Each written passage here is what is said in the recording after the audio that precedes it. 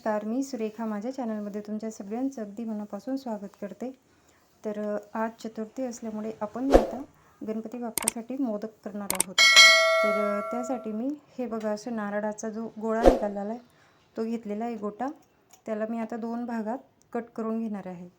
तर अशा प्रकारे आपल्याला 2 वाटे मिळतील। तर मी 1 वाटीचे मोदक बनवणार आहे। तर आपल्याला खिरापत तयार करण्यासाठी त्याच्यातलं सारण तयार करण्यासाठी मी अशा प्रकारे जी खोबऱ्याची वाटी आहे ती मी कट करून घेत आहे। छोटे छोटे तुकडे करायचे आहेत आपल्याला। हे बघा मी सगळे पूर्ण वाटीचे तुकडे कट करून घेतले। आता आपल्याला हे मिक्सरच्या भांड्यात टाकायचे आहे। तुम्ही हवं तर किसणीने पण किसू शकतात। त्याच्यानंतर त्याच्यात 2 वेलदोडे टाकायचे आहेत व हे मिक्सरला फिरवून घ्यायचं आहे छान बारीक। तर हे बघा हे जे आपलं जे खोबरं आहे ते मिक्सरला फिरवून घेतलं मी। तर बघा अशा प्रकारे इतकं बारीक करून घेतलं आहे। तर आता आपल्याला याच्यामध्ये टाकायची आहे पिठी साखर।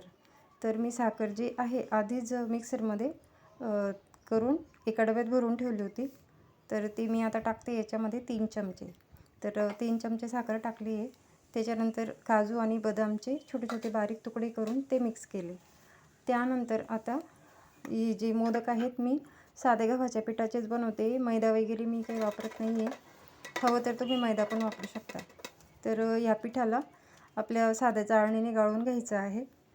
तुम्ही हवं तर हिला बारीक गाळणीने पण गाळू शकतात, पिठी गाळणी म्हणतात तिला, रव्याची गाळणीने, पण मी साध्याच गाळणीने गाळते। त्यानंतर आता आपल्याला याच्यामध्ये असं मस्त थोडं कडकडीत तेल टाकायचं आहे। तर मी ते तेल गरम करायला ठेवलं आहे हे बघा। तर अशा प्रकारे थोडंसं गरम म्हणजे चांगलं कडक तेल त्याच्यात टाकायचे, ज्यामुळे जे आपले मोदक जे असतात ना ते असे मस्त कुरकुरीत होतात। तर तेल टाकून आपल्याला व्यवस्थित मिक्स करून घ्यायचं आहे। तर पूर्ण आपल्या पिठाला व्यवस्थित मिक्स करायचं आहे आणि त्यानंतर थोडं थोडं पाण्याने आपल्याला घट्टसा असा गोळा तयार करून घ्यायचा आहे। जास्त घट्ट नाही व जास्त पातळ पण नाही, असा आपल्याला गोळा तयार करायचा आहे। तर बघा मी अशा प्रकारे हे जे पीठ आहे हे मळून घेतलं आहे। बघा किती छान गोळा तयार झाला। आता हा जो गोळा आहे आपण याला 5-1 मिनटं झाकून ठेवून देणार आहोत। फक्त 5 मिनटं, जास्त काही झाकायची गरज नाही आहे। त्यानंतर आता आपल्याला याचे छोटे छोटे मोदक तयार करायचे आहेत। तर त्यासाठी मी घेतले पोळपाट व लाटणं। तर आता हे पीठ आपल्याला परत व्यवस्थित मसळून घ्यायचं आहे छानपैकी। आणि बघा अशा प्रकारे छोटे छोटे मोदक करायचे आहेत। म्हणजे मोदकसाठी आपण छोटे छोटे गोळे करून घेणार आहोत। तर तुम्ही तुमच्या हिशोबाने छोटे मोठे गोळे तयार करू शकतात। म्हणजे जेवढे मोदक पाहिजे तेवढा गोळा तुम्ही घेऊ शकतात। मला छोटे छोटेच पाहिजे त्याच्यामुळे मग मी छोटे छोटेच गोळे करते। तर बघा अशा प्रकारे आपल्याला छोटीशी पारी लाटायची आहे। तर बघा मी ही पारी लाटून घेतली। आता आपण जे सारण तयार केलं होतं खोबऱ्याचं, तर ते सारण आपल्याला त्याच्यामध्ये हे बघा अशा प्रकारे भरायचं आहे आणि मोदकाला व्यवस्थित असं मस्त मोदकचा आकार येईल त्यासाठी बघा मी अशा छोट्या छोट्या ज्या चुनट असतात ना, त्या छोट्याच्या आपण चुने जसे घेतो ना तशा प्रकारे मी टाकून घेत आहे। तर अशा प्रकारे आपल्याला दुमडून व्यवस्थित मोदकचा आकार द्यायचा आहे। तर बघा अशा प्रकारे बघा किती सुंदर झालेला आहे मोदक। तशाच प्रकारे आता आपल्याला सगळे मोदक तयार करायचे आहेत। पुन्हा एकदा बघून घ्या। परत एकदा मस्त अशी छोटीशी पारी लाटायची, जास्त जाड नाही जास्त बारीक नाही, मीडियम। आपण जशी पोळी लाटतो का, पोळीपेक्षा थोडीशी बारीक लाटायची। त्यानंतर बघा अशा प्रकारे यांना अशा प्रकारे छोट्या छोट्या घड्या घालायच्या, म्हणजे चुनी द्यायची। मग आपला छान असा सुंदर मोदकचा आकार तयार होतो। हे बघा अशा प्रकारे आपल्याला मोदक तयार करून घ्यायचे आहेत। बघा किती सुंदर दिसतोय, मस्त असे एवढे मोठे छान छान, म्हणजे ते काय म्हणतात त्याला, चुन्या आलेल्या आहेत त्याला। मोदक एकदम सुंदर दिसतोय। तर हे बघा परत अजून एकदा बघून घ्या। तर बघा मी आता उचलून दाखवते त्याला हातावर।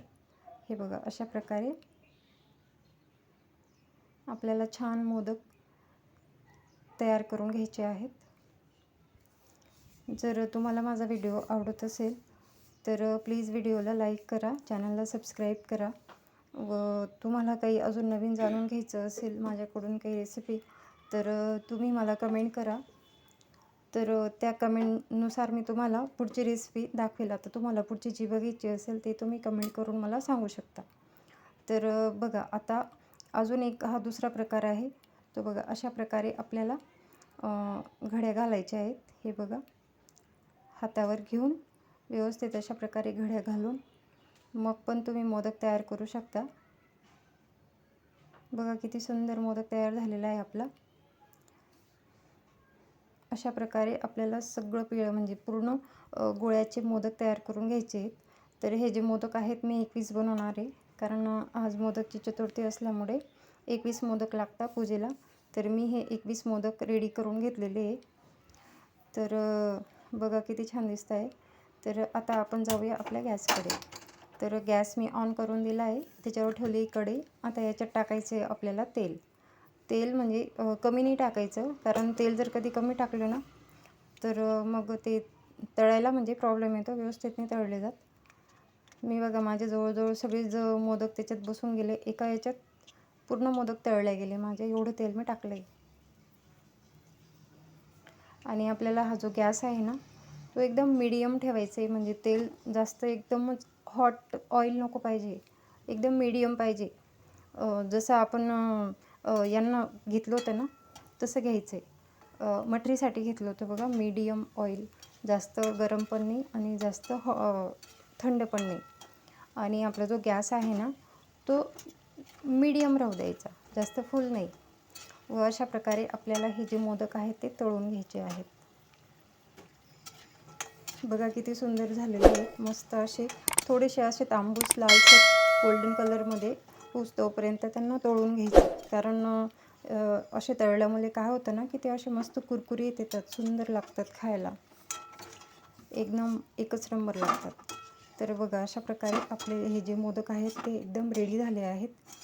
तर प्लीज तुम्हाला जर व्हिडिओ आवडत असेल तर प्लीज व्हिडिओला लाईक करा, चॅनलला सबस्क्राईब करा, तुमच्या मित्रमैत्रिणींना शेअर करा. अजून काही तुम्हाला अडचण असेल तर मला म्हणजे तुमच्या अडचणी सांगा. माझा व्हिडिओ बघितल्याबद्दल तुमचे मनापासून धन्यवाद.